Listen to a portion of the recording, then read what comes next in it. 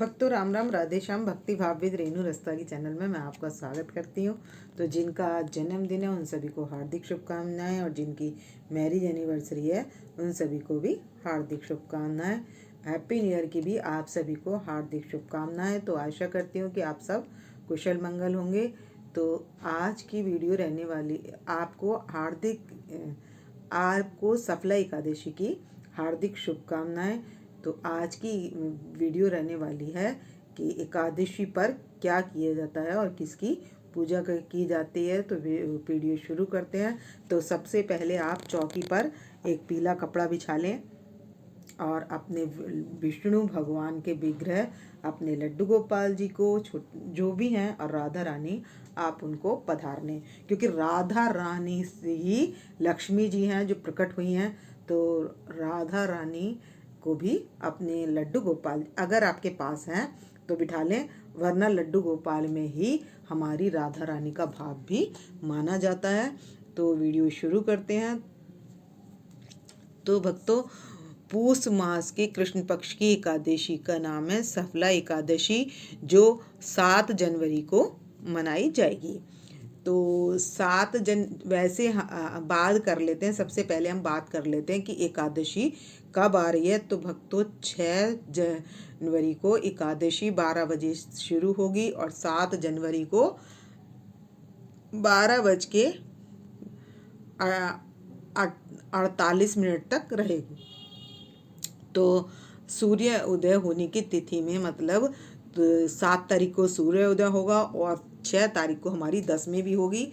तो जो दसवीं के बाद जो एकादशी, मतलब लेकिन एकादशी रात को लगेगी, तो सूर्य उदय हुए अपनी एकादशी हमें 7 तारीख को मिल रही है। तो हम व्रत जो करेंगे वो 7 तारीख का करेंगे।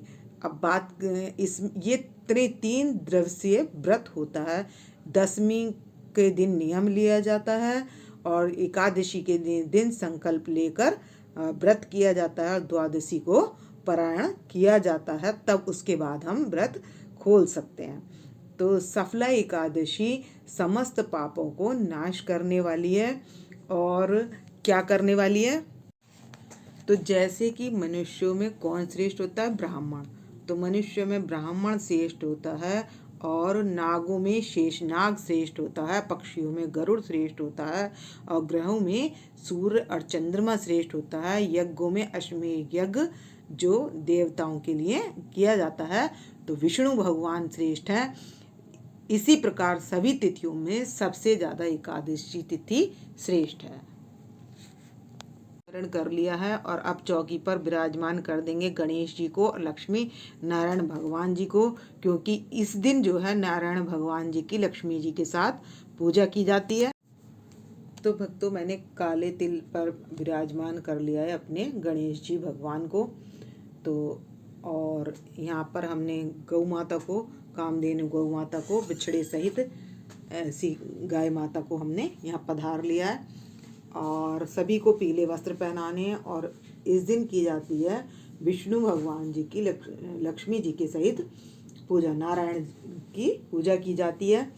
और ये कर लिया है हमने घट स्थापना। तो मैं इसमें घड़े में, मतलब आप मिट्टी के में भी जल ले सकते हैं और तांबे के पात्र में भी आप जल ले सकते हैं। तो मैंने इसमें जल गले तक ले लिया है, एक सिक्का और 1 सुपारी और 1 लौंग का जोड़ा, और ये डालकर मैंने इसमें घट की स्थापना कर ली है। और इस पर नारियल विराजमान कर लिया है। अशोक के पत्ते में उसी दिन ले आऊँगी, तो 5 अशोक के पत्ते पर रोली लगाकर यहाँ पर घट पर स्थापित कर देना। तो ये हो गई हमारी घट की स्थापना। तो अब मैंने इस बार न तुलसी की माला आप अपने लड्डू गोपाल जी को धारण अवश्य करा लें, क्योंकि एकादशी संडे की पड़ रही है। तो आप शनिवार को तुलसी पत्र तोड़कर रख लें, और यदि आपको ध्यान ना रहे तो तुलसी की लकड़ी रखकर भी आप भोग लगा सकते हैं। और अगर क्योंकि सूख जाती है बहुतों के, तो आप तुलसी की लकड़ी रखकर भी, और तुलसी का अगर सूखा पत्ता हो उसको भी रखकर आप भोग लगा सकते हैं। और विष्णु भगवान के पास तुलसी को अवश्य रखें। और नहीं तो तुलसी की माला हो तो आप, मैंने तो यहाँ पर सभी को तुलसी की माला धारण करा दी है, तो एकादशी के दिन आप तुलसी की माला धारण करा दें। तो मैंने सबका शुद्धिकरण कर लिया है, जल छिड़क कर इनको पवित्र कर लिया है। और उसके बाद अब मैंने सबके रोली से टीका लगा दिया है, और यहाँ पर विष्णु भगवान जी के चंदन से टीका लगा दिया है, तो सभी का शुद्धिकरण हो चुका है। अब मैं इनको, विष्णु भगवान जी को जनेऊ पहनाऊंगी पीला, और गणेश जी को पहनाएंगे सफ़ेद जनेऊ। तो अब हम इनको जनेऊ धारण करा देंगे अपने विष्णु भगवान जी को, और इधर अपने गणेश जी को वाइट जनेऊ धारण करा देंगे। और उसके बाद हम कलावा पहनाएंगे, वस्त्र रूपी कलावा धारण कर देंगे सभी के, और फिर लगाएंगे तिलक। तो हमने गणेश जी के पास भी कलावा अर्पित कर दिया है, और अपने लड्डू गोपाल जी के पास भी कलावा अर्पित कर दिया, और लक्ष्मी जी की तरफ लाल, और विष्णु भगवान जी के पास पीले रंग का इस तरीके से हम कलावा अर्पित कर देंगे।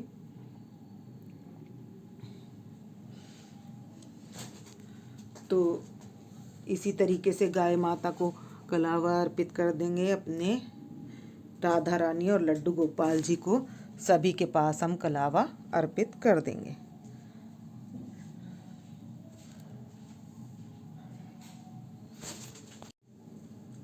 तो पहले तिलक गणेश जी के लगाया है हमने, और इसी तरीके से सबके लगा देंगे। और यहाँ पर आपने जो बुक है जिसमें से आप कथा पढ़ेंगे, तो इस पर भी तिलक और वस्त्र धारण करा देंगे, यानी कि कलावा और तिलक यहाँ भी धारण करा देंगे।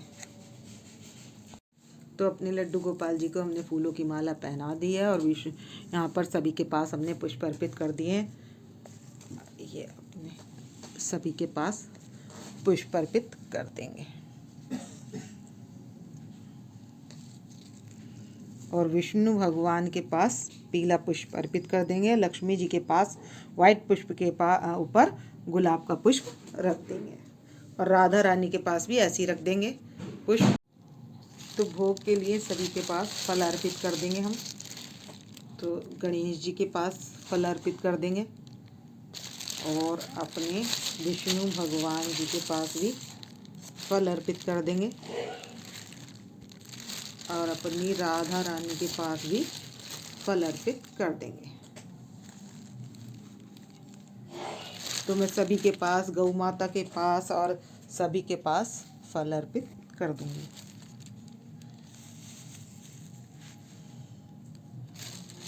और ये हमारे लड्डू गोपाल जी के लिए, और ये हमारी लक्ष्मी माता के लिए, ये सभी के पास मैंने फल अर्पित कर दिए। और अब कर लेंगे आरती की थाली तैयार।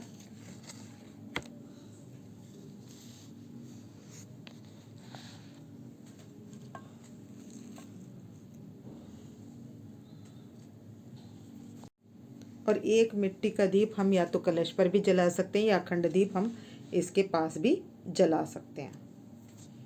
तो भक्तों, हमें दूध का वो जो भोग लगाना है, वो गाय के दूध का भोग लगाना है। अगर आपको नहीं मिलता है तो आप जो भी थैली का या भैंस का जो भी मिले तो वो लगा दें, लेकिन हो सके तो आप दूध में गाय के दूध का भोग लगाएं। और इसमें आप जो कथा है, मैं कथा तो पूरी नहीं करूँगी, जिसके हमने पूजन कर लिया है, तो इसमें से हम कर लेंगे कथा सफला एकादशी की। तो सफला एकादशी, तो ये है सफला एकादशी की कथा। तो इसमें एक महिष्मति नाम का एक राजा, चक्रवर्ती राजा था। तो उसका पुत्र था लंपुक। तो लंपुक बड़े बुरे कर्म करता था, प्रजा को सताता था।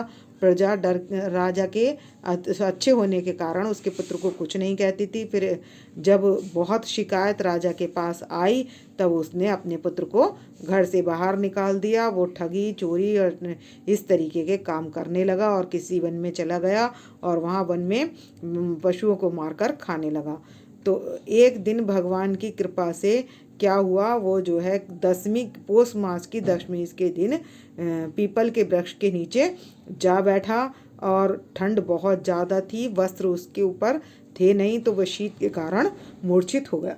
के कारण ही उसके प्राण निकल गए और उस दिन उसने कुछ खाया नहीं था और जो फल मिले थे उसे उसने भगवान को ही अर्पित कर दिए और वो भूखा प्यासा रहा। रात्रि को उसको मूर्छा तो दूर नहीं, दोपहर में दूर हुई थी, लेकिन रात्रि में फिर वो मूर्छा खाकर धरती पर गिर पड़ा, यानी कि उसका प्राणांत हो गया। तब वह तो अचानक दशमी के दिन पड़े रहने से और एकादशी के दिन भगवान को फल अर्पित करने से और रात्रि भर जागने के कारण उसके समस्त पाप नष्ट हो गए और वह दिव्य स्वरूप धारण करके भगवान के धाम को चला गया। तो ये है एकादशी का, सफला एकादशी का फल। पूरी कहानी नहीं कही है, आप इस बुक में से पढ़ सकते हैं, सारांश रूप में मैंने बता दी है। और इसमें है 24 एकादशियों के नाम। तो शुरू में ये 24 एकादशियों की कथा समाप्त करने के बाद ये 26 एकादशियों के नाम ले लेने हमने और उसके बाद करेंगे। तो भक्तों, कथा पूर्ण होने के बाद दक्षिणा हम अपने गणेश जी के पास या विष्णु भगवान जी के पास अर्पित कर देंगे और कर लेंगे। इसके बाद आरती, तो मैं घंटी बजाकर आरती कर लूँगी। विष्णु भगवान जी की आरती कर लेंगे और गंगा जी की आरती कर लेंगे, क्योंकि हमारी जगत को तरण तारण करने वाली विष्णु भगवान के चरण से निकली हुई हैं गंगा जी। तो यानी कि चरणों का ध्यान करना है और हमें नारायण जी का ध्यान करना है, इसलिए तो वो कर लेंगे बांके बिहारी की आरती। बांके बिहारी तेरी आरती गाऊं, हे गिरधर तेरी आरती गाऊं, आरती गाऊं प्यारी तुमको मनाऊं, हरि चरणों में शीश झुकाऊं, चरणों से निकली गंगा प्यारी, जिसने सारी तारी दे। इसके बाद कर लेंगे गंगा जी की आरती। ओम जय गंगे माता मैया, जय गंगे माता, जो नर तुमको ध्याता सो नर तर जाता। ओम जय गंगे माँ। तो शंख का जल लेकर मैं चारों तरफ छिड़क कर जोत ठंडी कर लूँगी और सभी को दे दूँगी। और इसके बाद हम कर लेंगे पुष्पांजलि। पुष्पांजलि अर्पण करूँ, ग्रहण करो महाराज, कृपा दृष्टि की शरण पड़े की इलाज। 3 बार पुष्पांजलि कहकर हम विष्णु भगवान जी या लक्ष्मी नारायण जी के पास अर्पित कर देंगे और फिर कर लेंगे क्षमा प्रार्थना। कर्पूरी गौरम करुणावतारम संसारी सारम भुजगेन्द्रहारम सदा वसंतम हृदयारविंदे भवम भवामी सहितम नमामि। तो भक्तों, इस वीडियो का करूँगी मैं यहीं पर एंड। यदि आपको मेरी वीडियो पसंद आए तो प्लीज़ लाइक करें, सब्सक्राइब करें और शेयर करना ना भूलें।